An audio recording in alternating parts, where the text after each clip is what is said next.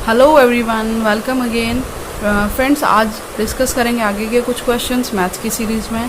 देखिए, पहला क्वेश्चन है, if mode of a series exceeds its mean by 12 then the mode exceeds the median by. ठीक है, ये क्वेश्चन है। तो क्या कहा जा रहा है हमें, अगर किसी सीरीज़ में मोड जो है एक्सीड करता है, देखिए मोड की वैल्यू जो है एक्सीड करती है कितना, एक्सीड इट्स मीन बाय 12, अगर मीन से कितनी है 8 ज़्यादा है, then mode exceeds the median by, तो मोड जो है मीडियन से कितना ज़्यादा होगा। ठीक है, तो देखिए इसके लिए सबसे पहले फॉर्मूला देखिए हमारे पास। अच्छा, वन मोर थिंग, अगर इस सीरीज़ के बाकी पार्ट आप देखना चाहते हैं तो फ्रेंड ऊपर आप स्क्रीन पे क्लिक करके देख सकते हैं, ऊपर आई बटन आएगा, उस पर क्लिक कर लीजिए, प्ले लिस्ट होगी इससे रिलेटेड, प्रीवियस ईयर क्वेश्चन से रिलेटेड, वहाँ पर आप विजिट कर सकते हैं। तो देखिए फॉर्मूला है, सबसे पहले हमारे पास फॉर्मूला होता है मोड इज इक्वल्स टू क्या होता है, 3 मीडियन माइनस 2 मीन। ठीक है, ये हमारे पास फॉर्मूला हो गया। तो देखिए, मान लीजिए अगर मैं मीन को x लेट कर लें, मान लीजिए हमने मीन को मान लिया x, तो क्वेश्चन में क्या कहा गया, मोड कितनी ज़्यादा है, मोड जो है मीन से कितना एक्सीड करता है, 12। ठीक है, यानी कि मोड कितना हो जाएगा, x प्लस 12। ठीक है, x प्लस 12। हमें बताना है मीडियन और मोड के बीच में रिलेशन। तो पहले इसको सिंप्लीफाई कर लीजिए, x plus 12 is equals to 3 median minus 2 mean. ठीक है, इसको यहाँ ले जाएं हम तो क्या रह जाएगा हमारे पास, 3x plus 12 is equals to 3 median. So this will become 3 common ले लिया, x plus 4 is equals to 3 median. So 3 cancel out हो गया, मीडियन की वैल्यू यहाँ से देखिए कितनी आ गई, x प्लस 4, ये हमारा मीडियन हो गया। ठीक है, अब हमें बताना है मीडियन और मोड के बीच में रिलेशन, कि मोड जो है वो मीडियन से कितना ज़्यादा है। तो देखिए मोड हमारा कितना था, मोड था हमारा x प्लस 12। ठीक है, उसमें से माइनस कर दी किसकी वैल्यू, मीडियन की वैल्यू जो कि है x प्लस 4। तो माइनस करने पे देखो, ये x plus 12 minus x minus 4, ये कैंसिल आउट हो गए, 12 में से 4 गया 8। तो यहाँ पर जो राइट आंसर हो जाएगा वो कितना हो जाएगा, 8। यानी कि जो मोड है वो मीडियन से कितना एक्सीड कर रहा है, कितना ज़्यादा आ रहा है, वो है 8। तो इस केस में देखो राइट आंसर 8 हो जाएगा। ठीक है, नेक्स्ट क्वेश्चन देखिए, the ratio between the length and breadth of a rectangular park is 3:2. If a man cycling along the boundary of a park at the speed of 12 km per hour completes one round in 8 minutes, then the area of the park is, तो park का area क्या होगा, क्या दिया हुआ है, एक rectangular park है। ठीक है, suppose this is the given rectangular park और इसकी जो साइड्स हैं वो रेशियो क्या है, वो दी हुई है हमारे पास 3:2। तो मान लीजिए एक 3x है तो सेकंड क्या हो गया, 2x रेशियो हो गई। If a man cycling along the boundary of the park at a speed, अब देखो जो मैन एक आदमी है जिसके चारों तरफ दौड़ा, उसकी स्पीड कितनी थी, उसकी स्पीड है 12 किलोमीटर पर आवर। ठीक है, और वो उसने एक राउंड पूरा किया, 1 राउंड कितने में कंप्लीट कर लिया, 8 मिनट्स में, 8 मिनट में कंप्लीट कर लिया। तो सबसे पहले तो यहीं से देखिए, स्पीड का फॉर्मूला क्या होता है, डिस्टेंस अपॉन में टाइम। सो स्पीड कितनी है, 12 किलोमीटर पर आवर, और उसने चक्कर कितने में, मिनटों में पूरा किया, तो पहले तो इसको मिनट में बदल लेंगे। ठीक है, मीटर पर आवर में बदल लेते हैं। तो देखिए किलोमीटर को 1000 से मल्टीप्लाई किया, ये हो गया मीटर, अपॉन में आवर को 60 लिख लिया। फिर ये हो गया हमारा टोटल डिस्टेंस, यहाँ से मैंने distance is equal to speed into time कर लिया।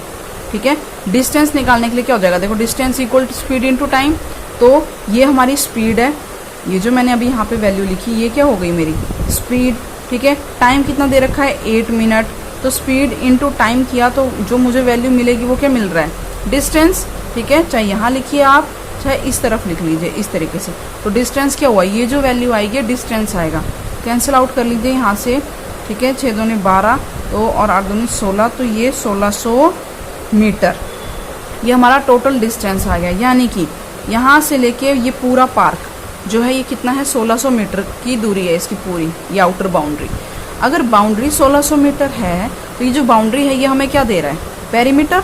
इसका मतलब इसका जो पेरीमीटर है वो कितना हो गया फ्रेंड्स, 1600 मीटर, ये पेरीमीटर की वैल्यू है।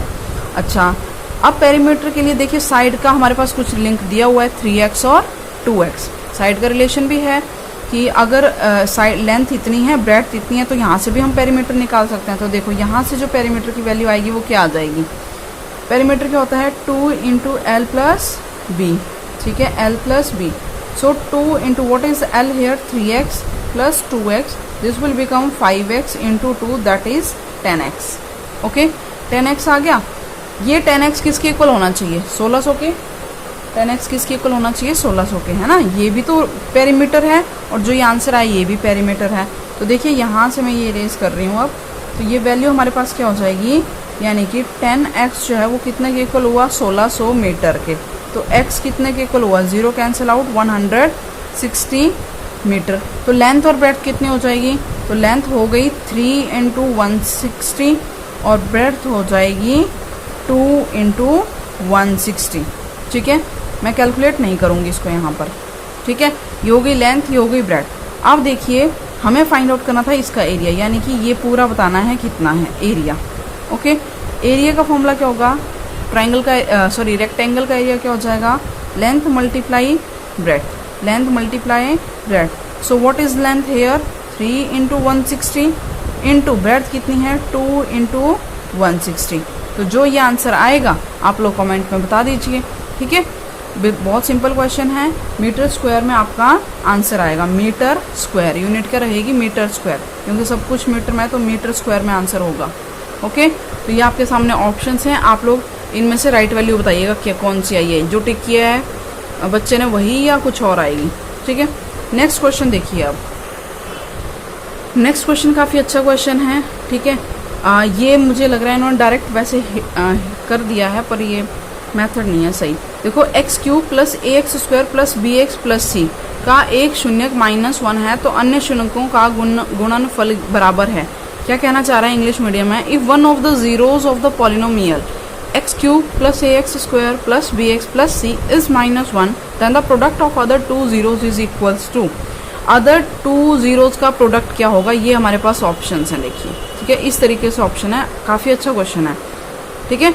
One of the zeros of the polynomial, इस पॉलिनोमियल की, तो पहले तो इस पॉलिनोमियल को नोट डाउन करते हैं। देखिए पॉलिनोमियल का नाम मैंने मान लिया px, ठीक है। Let's suppose px is the polynomial, इसका नाम रख लिया x cube plus a x square plus b x plus c, ये पॉलिनोमियल है, ठीक है। और इसकी जीरो जो है, एक जीरो जो दे रखी है हमें वो कितनी है -1। अब फ्रेंड्स मैंने प्रीवियस वीडियोस अगर किसी ने देखी हैं तो उसमें देखिए क्वेश्चन ऐसा आया था, ठीक है। इसी पेपर से मैं आपको दिखा देती हूँ यहाँ पर, ठीक है। देखिए ये मैंने एक क्वेश्चन आपको प्रीवियस क्लास में करवाया था, तो मैंने इसकी पूरी डिटेल आपको बता दी थी, तो वो वीडियो ज़रूर देख लें। ये वाला क्वेश्चन जो मैंने आपको करवाया था, तो इसमें ये जो alpha beta, beta gamma, gamma alpha, यही ऐसा ही क्वेश्चन है। देखो ये सेम जो अब आया हुआ है, ठीक है, क्यूबिक इक्वेशन है। तो इससे रिलेटेड जो जो कंसेप्ट था मैंने इसमें इस वाले क्वेश्चन में आपको बताया था। अब देखिए इस क्वेश्चन में क्या होगा, यहाँ पर हमें कह रहा है एक ज़ीरो जो है वो -1 है, उसकी वैल्यू -1 दे रखी है। इसका मतलब क्या है, मान लीजिए 3 जीरो हम क्या लेते हैं, अल्फ़ा बीटा और गामा। अल्फ़ा की वैल्यू -1 हमें गिवन है, ठीक है, अल्फ़ा की वैल्यू -1 गिवन है। इसको 2 मेथड हैं करने के, मैं अभी यहाँ पे एक से कर दे रही हूँ।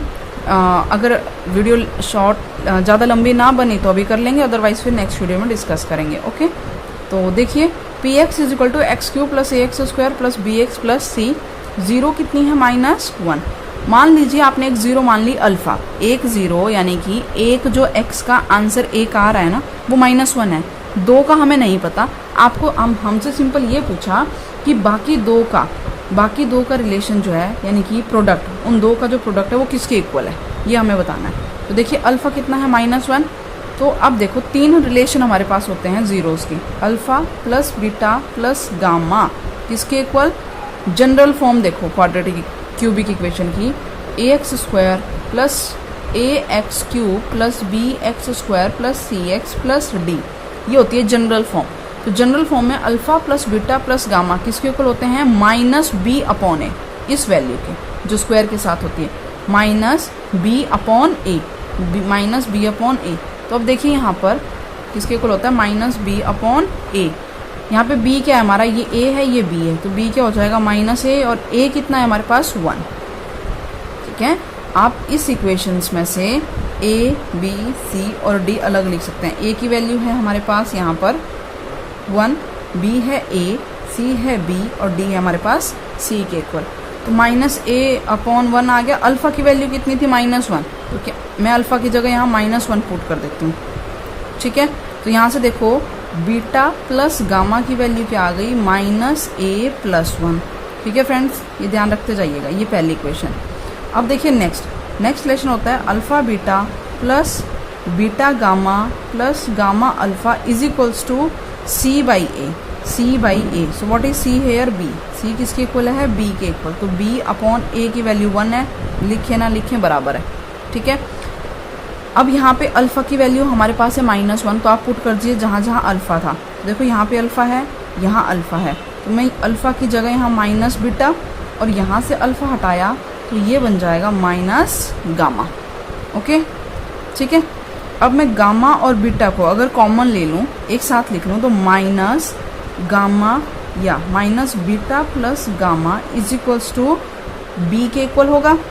और बीटा और गामा की वैल्यू देखो कितनी है हमारे पास? -a+1 है कि नहीं? -a+1 है, ठीक है। तो यहाँ पे मैं इसकी वैल्यू पुट कर सकते हैं हम लोग। अच्छा, बीटा, और ये तो हमने लिखा ही नहीं था, plus beta gamma is equal to b, ठीक है। इस इक्वेशन को मैंने ऐसे लिख लिया जो कि बी के इक्वल है। अब देखिए इस पूरे की वैल्यू क्या है? -a+1। तो इसकी जगह में मैं पुट कर सकती हूँ यहाँ पे -a+1, और देखो माइनस से ये मल्टीप्लाई हो जाएंगे, -a+1 plus beta gamma is equal to b. तो ये देखो ब्रैकेट ओपन होने पे ये क्या बन जाएगा यहाँ पे, ठीक है। या मान लीजिए मैं इस पूरे को उस तरफ ले जाऊँ, तो देखो यहाँ से सिर्फ बीटा और गामा रह जाएगा, ठीक है फ्रेंड्स।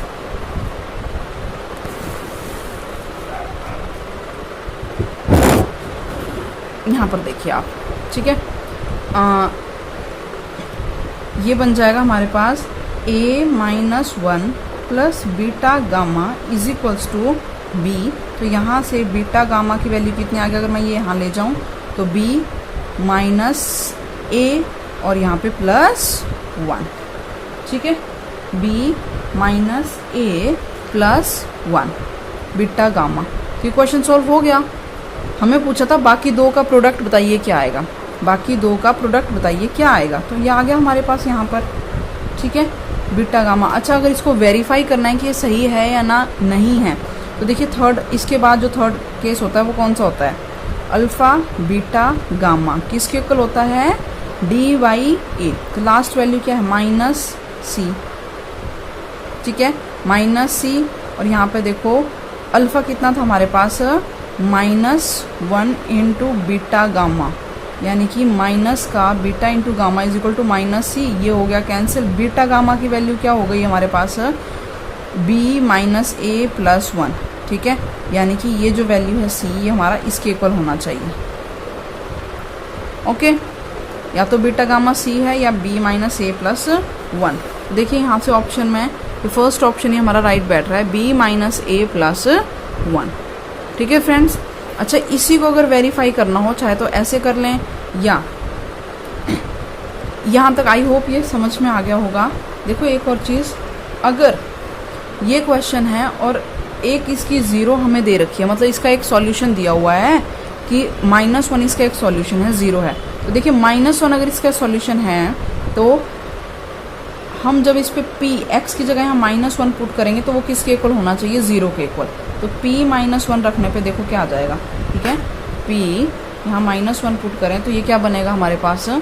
x³ की वैल्यू देखो, -1 का क्यूब, मैं डायरेक्ट कर रही हूँ, -1 का क्यूब -1 प्लस a -1 का स्क्वायर a प्लस का हो जाएगा। यहाँ देखिए b इंटू -1, x की जगह -1 रख रहे हैं ना, तो ये बन जाएगा हमारे पास -b, ठीक है। फिर प्लस c कांस्टेंट है तो ये आ गया c इज इक्वल टू में 0, क्योंकि -1 क्वेश्चन में बोला हुआ है -1 इज ए 0 ऑफ पॉलिनोमियल। तो ये 0 है, यानी कि इसको पुट करने पे इसका आंसर किसके इक्वल होना चाहिए? 0 के इक्वल होना चाहिए, ठीक है। अब यहाँ से देखिए मेरे को, अगर मैं c की वैल्यू कैलकुलेट करूँ तो c इज इक्वल टू, बाकी सबको दूसरी तरफ ले जाओ, माइनस का उधर जाके ये क्या बन जाएगा? प्लस का 1, प्लस का a माइनस का हो जाएगा, माइनस का b दूसरी तरफ जाके प्लस का हो जाएगा, ठीक है। देखिए c की वैल्यू ये आ रही है, हो गया ना वेरीफाई। सी की value 1 minus A B, 1 minus A और बी प्लस का, इसका मतलब प्रोडक्ट बीटा गामा सी के इक्वल और सी की वैल्यू है 1 माइनस ए प्लस बी। ठीक है, तो इस केस में फ्रेंड ये वाला ऑप्शन हमारा राइट हो जाएगा। अच्छा क्वेश्चन है, पॉलिनोमियल वाले कॉन्सेप्ट आप अच्छे से कर लीजिए। डाउट्स होते हैं तो प्लीज़ कमेंट में लिखते जाइए so that I can prepare that topic for you. Okay, मिलते हैं नेक्स्ट वीडियो में। Till then take care, bye bye.